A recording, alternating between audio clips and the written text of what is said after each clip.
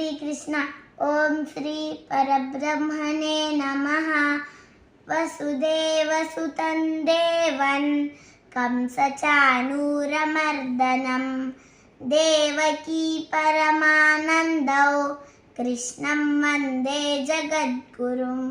श्रीकृष्णं वन्दे जगद्गुरुम्।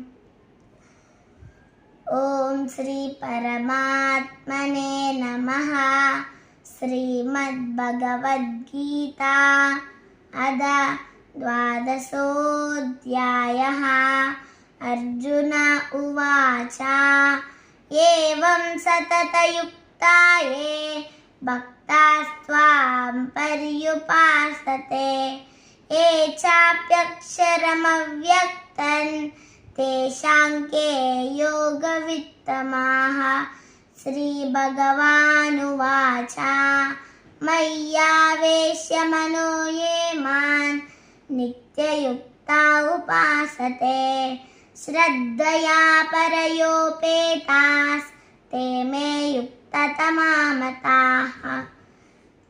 ये त्वक्षरमनिर्देश्यम् अव्यक्तं पर्युपासते सर्वत्र गमचिन्त्यं च कूटस्थमचलं ध्रुवं सन्नियम्येन्द्रियग्रामं सर्वत्र समबुद्धयः ते प्राप्नुवन्ति मामेव सर्वभूतानां